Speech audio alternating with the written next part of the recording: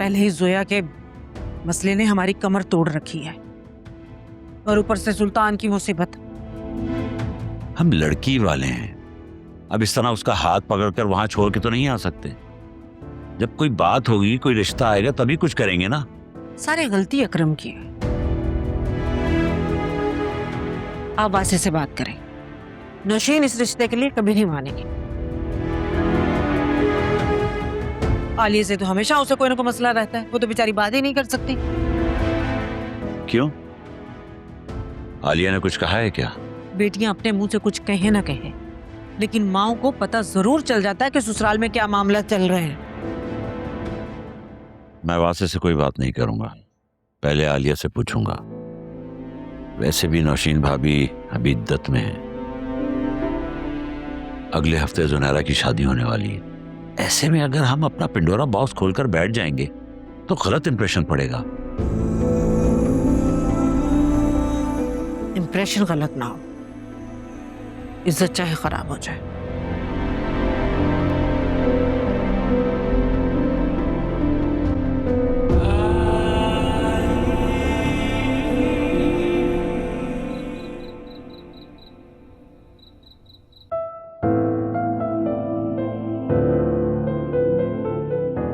हाय, अस्सलाम वालेकुम।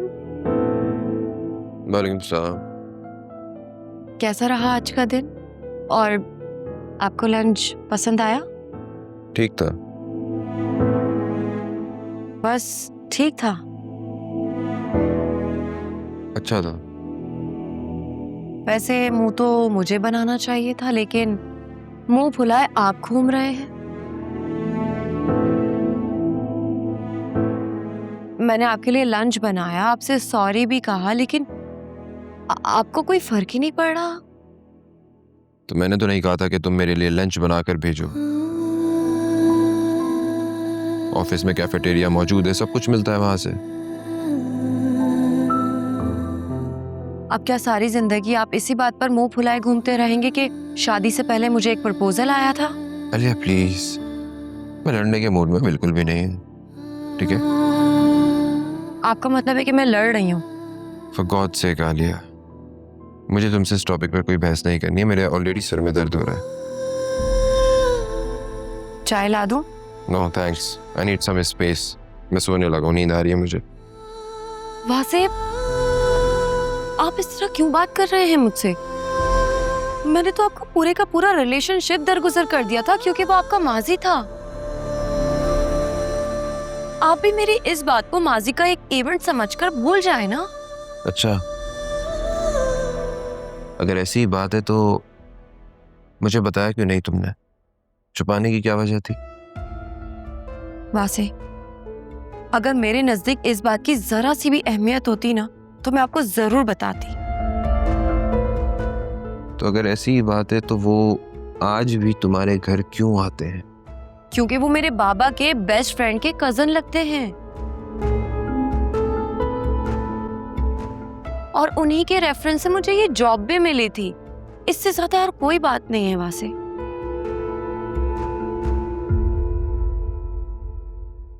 अगर ऐसी बात है तो तुम अपनी जॉब से रिजाइन दे दो।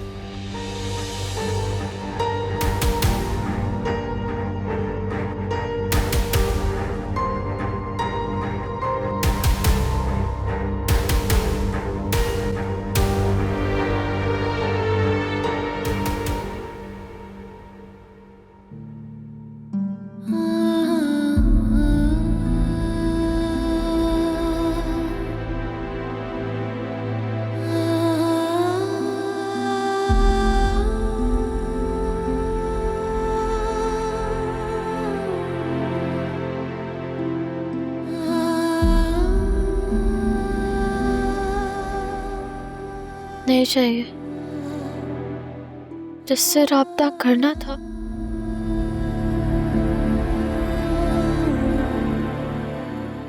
वो तो मिट्टी में मिल गया।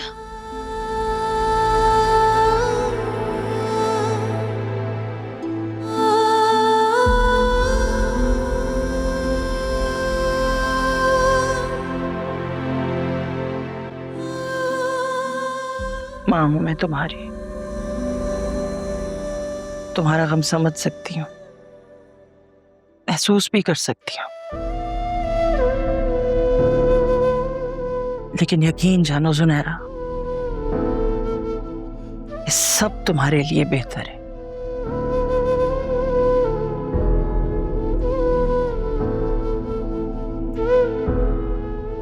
ये लो, और अब अपने हाथों से उसके सारे मैसेजेस,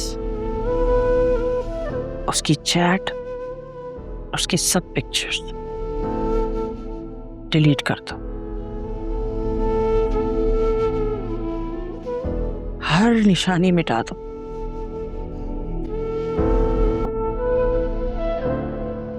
इसलिए कि अब तुम एक नई जिंदगी शुरू करने जा रही हो।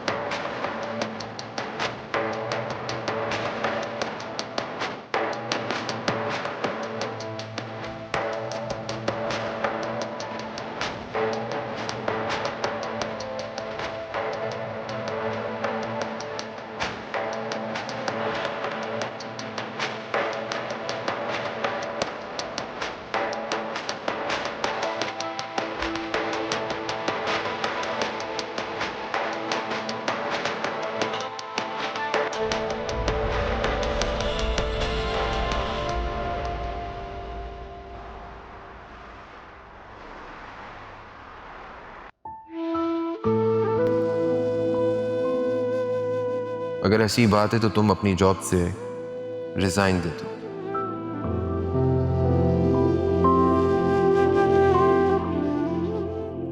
सुनो, एचआर वाले आए थे, बताए थे कि इस बार अप्रेजल जल्दी आ जाएगा। तुम्हारी प्रमोशन तो पक्की है। पता नहीं क्या हुआ, तुम एक्साइटेड क्यों नहीं हो? मैं बहुत परेशान हूँ। यार, तुम शादी के शुरू में ही बस खुश रहती थी, फिर तुम्हारे अपने मसले, फिर मैके के मसले, फिर ससुराल के मसले। मीर दर्द ने बिल्कुल ठीक ही कहा है, जिंदगी है या फिर कोई तूफान, हम तो इस जीने के हाथों मर चले। वाह वाह वाह वाह वाह। बस मेरी जिंदगी भी कुछ ऐसी ही हो गई है। छोटी प्रॉब्लम खत्म नहीं होती तो बड़ी प्रॉब्लम शुरू हो जाती है, और यही साइकिल रिपीट होता रहता है। वेरी सैड स्टोरी यार। तुम एक काम करो, कुछ दिनों की छुट्टियां ले लो, फ्रेश हो जाओगी। जितनी छुट्टियां मैं कर चुकी हूँ ना, अगर मजीद छुट्टी करूंगी ना तो ये बैंक वाले मुझे निकाल देंगे, वो भी हमेशा के लिए।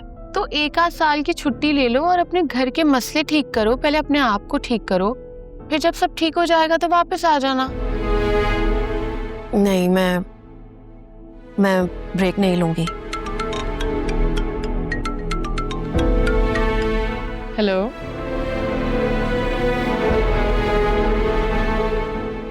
अच्छा 1 minute. Alia, your father is here. उनसे कहो कि बाबा को फराज साहब के रूम में भेज दें। अच्छा, आप उन्हें फराज साहब के रूम में भेज दें। ओके। तुम्हारे फोन को क्या हुआ? तुम्हारे पास कॉल क्यों नहीं आई? नहीं, वो एक्चुअली मोबाइल की बैटरी लो थी तो मैंने उसे चार्ज पे लगाया है। अच्छा, सब ठीक तो है ना? बाबा को फराज साहब से कुछ पर्सनल काम था। ओके।